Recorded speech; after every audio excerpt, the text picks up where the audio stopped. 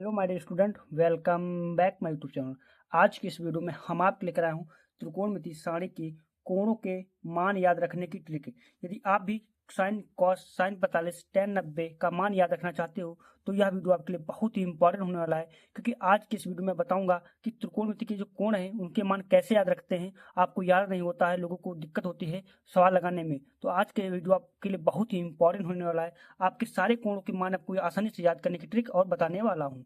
तो चलो वीडियो को शुरू करते हैं। आपसे एक ही रिक्वेस्ट है कि वीडियो को ध्यानपूर्वक अंत देखना, इस प्रकार की आपको कोई भी दिक्कत आने वाली नहीं है। यहाँ पर देख सकते हो त्रिकोणमिति सारणी के कोणों के मान याद रखने की ट्रिक, जैसे कि sine 0, sine 30, sine 45, sine 60, sine 90 का मान कितना होता है, बहुत ही आसानी से आपको बताने वाला हूँ।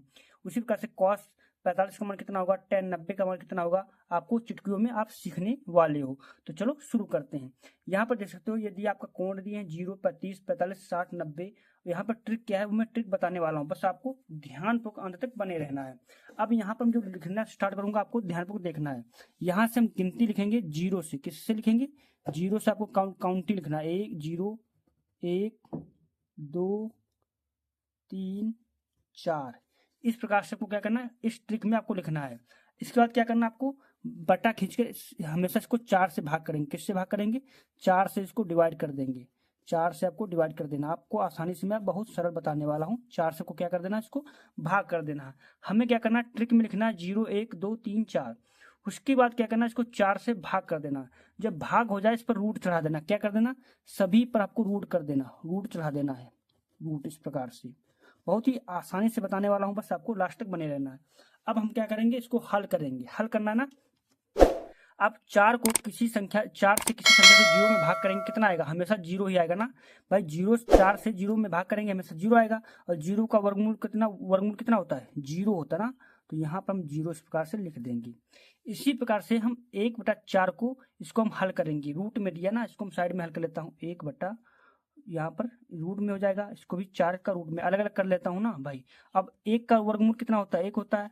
और 4 का वर्गमूल कितना होता है? 2 आता है। आपको सभी को पता है 4 का वर्गमूल कितना होता है? 2 होता है। वर्गमूल मतलब 4 का वर्ग कितना है, तो वर्गमूल कितना है, तो 2 होता है। तो 1/2 हो गया ना, इसको हल करने पर 1/2 आ गया।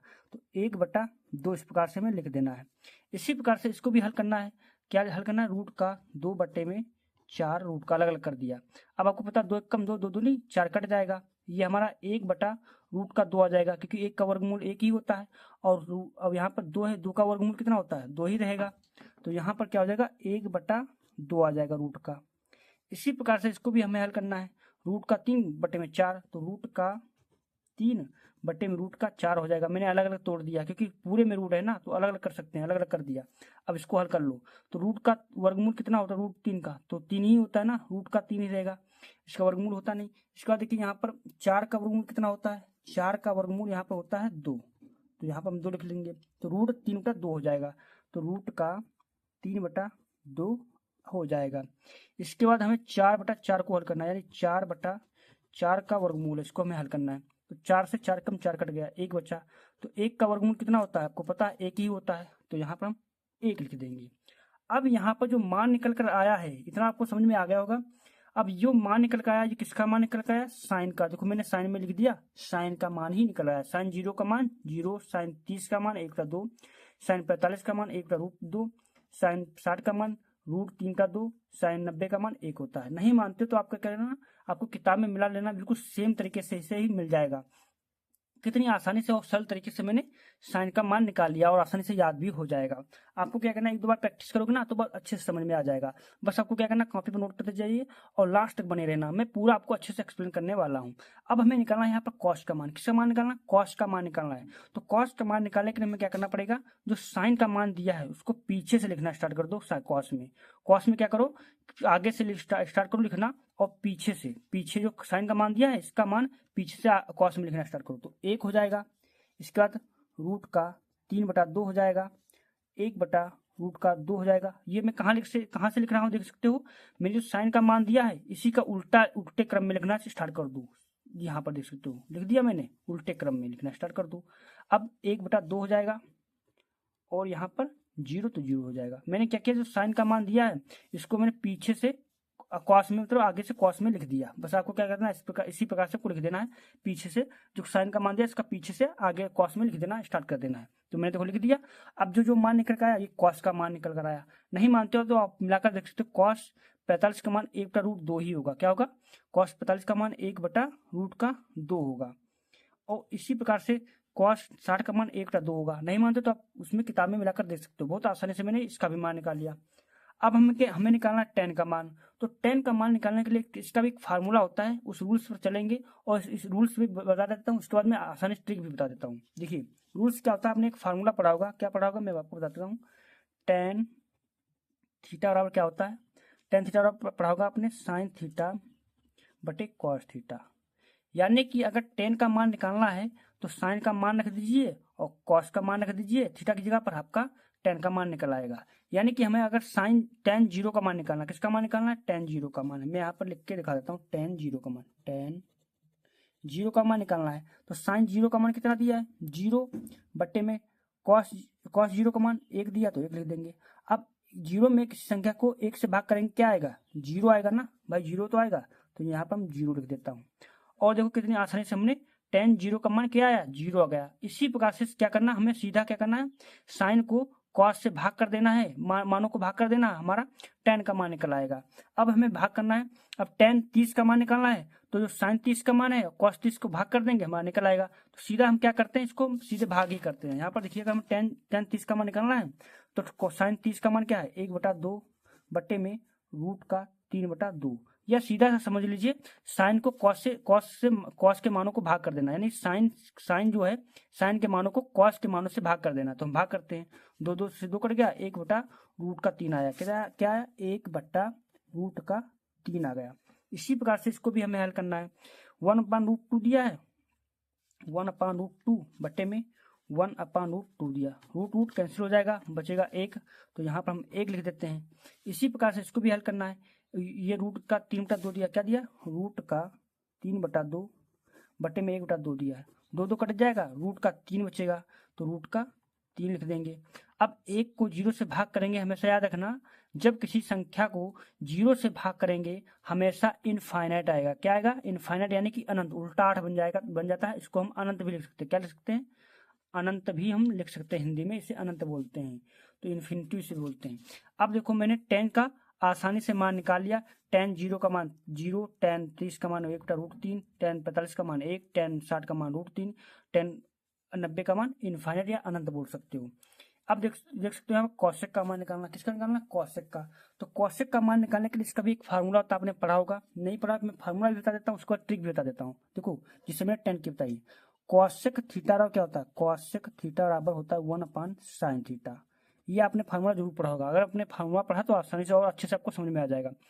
यानी कि अगर कौशिक का मान निकालना है तो क्या करना है, 1/sin का, यानी कि नीचे साइन लिख देना, उसको भाग कर 1 से भाग कर देना है। मतलब 1 को भाग कर देना है साइन के मान को लिखकर।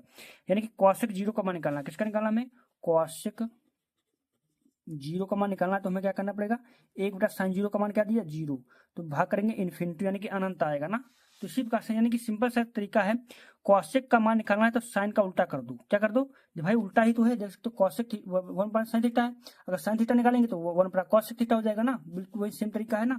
तो यानी कि कौशिक का मान निकालना है तो साइन का उल्टा कर दो। तो sin 0 का उल्टा क्या होगा? इन्फिनिटी होगा। भाई कोई चीज 0 है तो उसका उल्टा क्या होगा? अनंत होगा। 1/2 का उल्टा 2 हो जाएगा, 2 1 होगा तो 2 1 लिखा रह जाता है। 1/√2 का क्या उल्टा हो जाएगा? रूट का 2 हो जाएगा, 1 नीचे चला जाएगा। √3/2 का 2/√3 हो जाएगा। इसी प्रकार से 1 का उल्टा 1 ही रहेगा। तो देखो आसानी से हमने कौशिक का भी मान निकाल लिया। अब हमें निकालना है सेक का। तो सेक का मान निकालने के लिए अपने फार्मूला पड़ेगा सेक थीटा बराबर 1/cos थीटा।